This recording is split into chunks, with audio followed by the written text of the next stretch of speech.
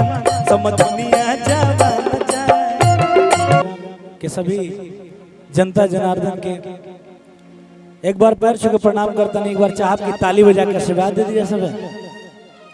और आज हमने के अपना जिगरी दोस्त यार भाई अभिषेक भाई के तिलक उत्सव में हमने के आइल बनी जाए। और ज्यादा हमारा बातचीत करे ना आवे, खाली बस गाना आप सबके सुना सकता नहीं। हमने के बीच में कुछ मीडिया वाले भाई लोग बा, सबको के सादर प्रणाम बा। और हमने के अंजनी के टीम बार बार प्रणाम बा।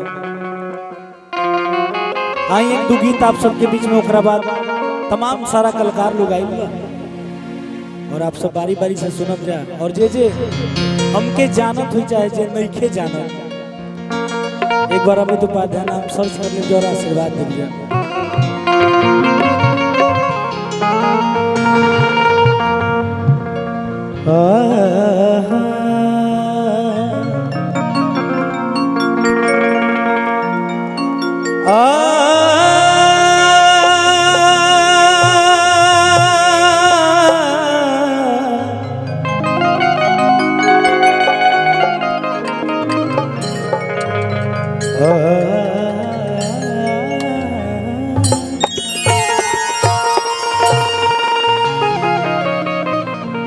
देखिए जरा बढ़िया संगीत सुने की आदत बा वो जरूर संगीत सुने।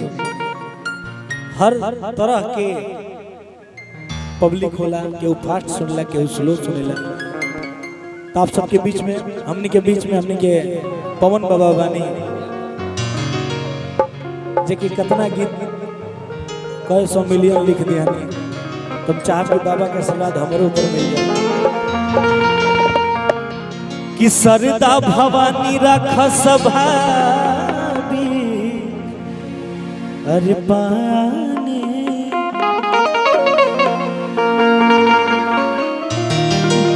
दोनों हाथ जोड़ी परी और पैया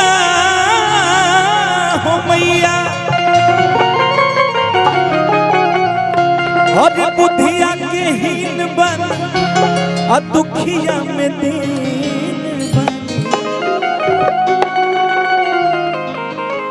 अरे ना पूरा पढ़नी पढ़ैया। एक बार चाहब कि आज हमने के जौन चीज की हमने के आज कई साल से सब कोई करता, जितना भी कलाकार लोग बा, आज हमारी के दिन में एक बार चाहब कि प्रेम से बोलिए सरस्वती मैया की। गीत के भाव आज तिलक में हमने के आइल बने। एगो लड़की वाला पार्टी लोग लड़का के द्वार पर पहुंचा था। गीत के भाव तो लड़का के बाप कहत रहे कि सुन लो हमके दहेज में पैसा ना चाहिए। का चाहिए आप सब ध्यान से सुनिए। और ना दहेज में सामान चाहिए और ना ही पाका के अरे मकान चाहिए। अरे सुनी अगुआ महान अरे बाटे के रमन अरे समझनिया जवान चाहिए। ओ सुनी अगुआ महान बाटे के रमन समझनिया जवान चाहिए।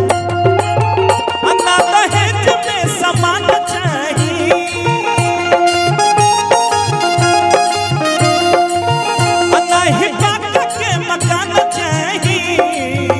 सुनी अगुआ महान बाटे के रमन समझनिया जवान जाए। सुनी अगुआ महान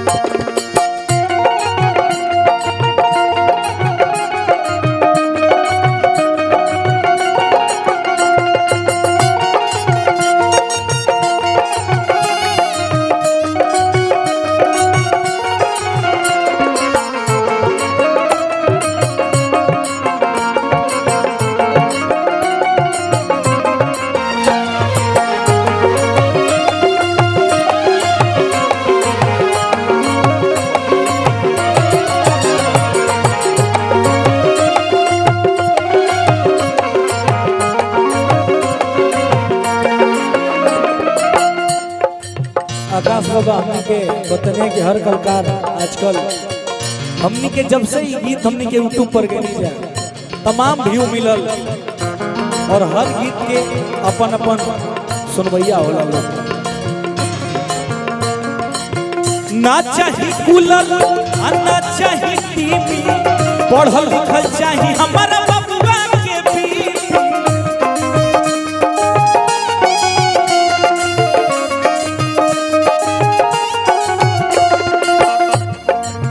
हो उनकर रूपवा न चाही,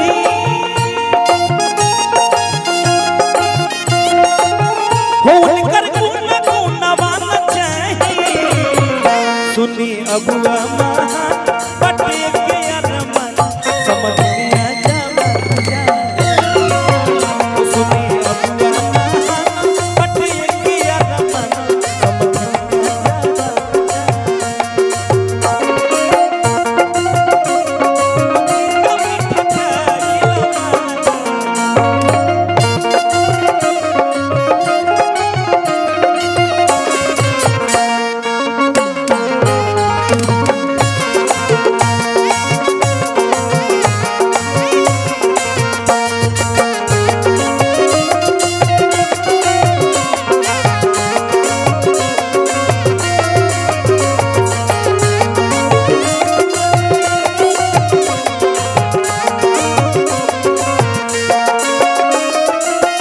भले 2 रुपया को मिले दहेज में, बाकी हमारा बबुआ के राखस करे जमे।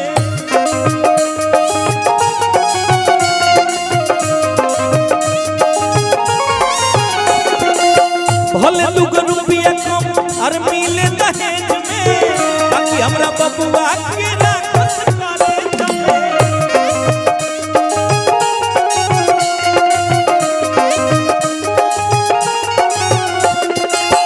और अभी हमनी के अभिषेक भाई के तिलक चढ़ रहा, बहुत सारा बधाई। आज हमनी के सारा कलाकार उनकर प्रेम और स्नेह में आई बा।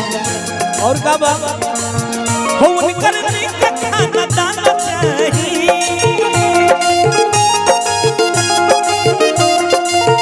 आए गुस्साली से आना चाही। सुनी अगुआ बटे के अरमा समझ